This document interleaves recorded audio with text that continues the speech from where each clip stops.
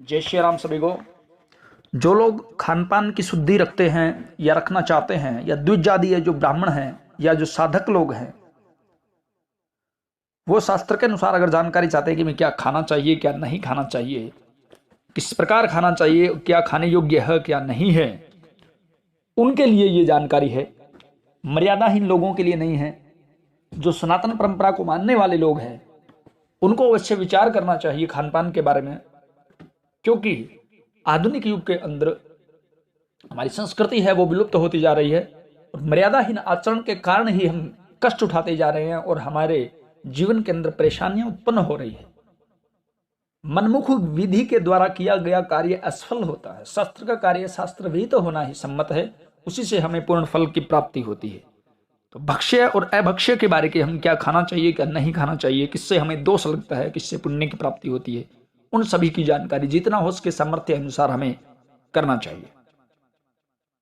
तिथि के हिसाब से हम बात करते हैं तो प्रतिपदा को यानी कि प्रथमी तिथि को, किसी भी माह की प्रथमी तिथि को कुसमंडा नहीं खाना चाहिए यानी पेठा नहीं खाना चाहिए, क्योंकि यह धन का नाश करने वाला है। द्वितीया को बृहति यानी छोटा बैंगन या कटहरी का निषिद्ध है, नहीं खानी चाहिए। तृतीया को प्रबल शत्रुओं की वृद्धि करने वाला है, प्रबल का सेवन हमें नहीं करना चाहिए। चतुर्थी तिथि को मूली धन का नाश करने वाली है, मूली का हमें त्याग करना चाहिए। पंचमी को तिथि को बेल खाने से कलंक लगता है, बेलगिरी का अगर हम सेवन करते हैं तो कलंक लगता है। षष्ठी को नीम की पत्ती फल या दातुन मुंह में डालने से नीच योनियों की प्राप्ति होती है। सप्तमी को ताड़ का फल खाने से रोग बढ़ता है तथा शरीर का नाश होता है। अष्टमी को नारियल का फल खाने से बुद्धि का नाश होता है। नौमी तिथि को लौकी त्याज्य है, हमें लौकी नहीं खानी चाहिए। दसवीं तिथि को कलंबी का साग त्याज्य है। एकादशी को सिंबी सेम खाने से पुत्र का नाश होता है। द्वादशी को पूतिका पोई खाने से पुत्र का नाश होता है और त्रयोदशी को बैंगन खाने से पुत्र का नाश होता है, ऐसा ब्रह्मवेद पुराण में कहा गया है। चलिए आगे हम जान लेते हैं। अमावस्या, पूर्णिमा, संक्रांति, चतुर्दशी और अष्टमी तिथि, रविवार, श्राद्ध और व्रत के दिन तिल का तेल निषिद्ध है, इसका सेवन हमें नहीं करना चाहिए। रविवार के दिन अदरक और लाल रंग का साग नहीं खाना चाहिए। कार्तिक मास में बैंगन और माघ मास में मूली का त्याग कर देना चाहिए। सूर्यास्त के बाद कोई भी तिल युक्त पदार्थ नहीं खाना चाहिए। लक्ष्मी की इच्छा रखने वाले को रात में दही और सत्तू नहीं खाना चाहिए, यह नरक की प्राप्ति कराने वाला है। ये सभी नियम ब्रह्मवेद पुराण में, विष्णु धर्मोत्तर में, मनुस्मृति के अंदर, पद्म पुराण में, महाभारत के शांति पर्व में और स्कंद पुराण में, चरक संहिता में बताए गए हैं। आगे बताते हैं कि दूध के साथ मट्ठा नहीं लेना चाहिए, खटाई नहीं लेनी चाहिए। ये हमारे मन शिष्यों के द्वारा, ऋषियों के द्वारा बताए गए हैं, जो आयुर्वेद के हिसाब से भी हमारे शरीर के लिए उत्तम है। मधु मिला हुआ घी, तेल और गुड़ अभक्ष्य है यानी नहीं खाना चाहिए। गुड़ सहित दही और गुड़ मिश्रित अदरक भी मदिरा के समान अभक्ष्य है। पीने का जल, खीर, चूर्ण, घी, नमक, स्वास्थ्य, गुड़, दूध, मट्ठा तथा मधु यानी शहद, ये एक हाथ से दूसरे हाथ पर ग्रहण करने से तत्काल अभक्ष्य हो जाते हैं। तांबे के पात्र में दूध पीना, जूठी वस्तु में घी खाना और नमक के साथ दूध पीना गोमांस भक्षण के समान अभक्ष्य और पापकारक है।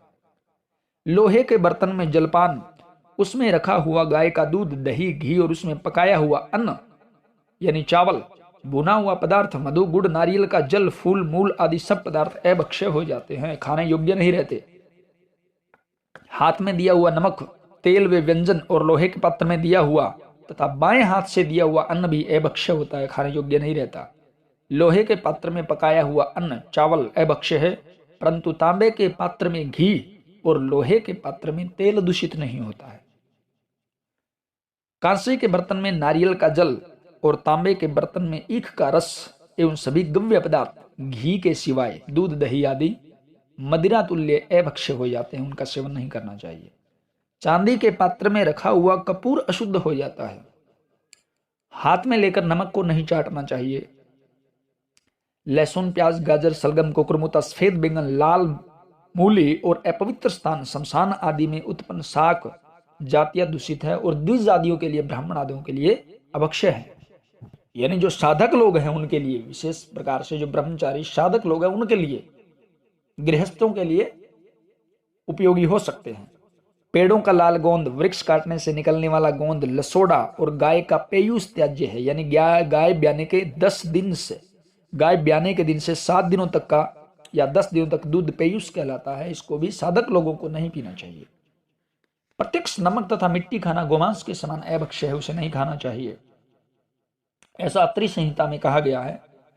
द्विज जातियों के लिए यानी ब्राह्मणों के लिए, जो द्विज हैं के लिए मदिरा किसी को देना, समय पीना, उसका स्पर्श करना और उसको देखना भी पाप है, उससे सदा दूर रहना चाहिए। यही सनातन मर्यादा है, ऐसा कूरम पुराण में और पद्म पुराण में कहा गया है। अदेयम च पेयम तथा तथैव सपृश्यमेव च, इस श्लोक में ऐसा कहा गया है। इसीलिए पूर्ण प्रत्यन करके सदा मदिरा का त्याग करे।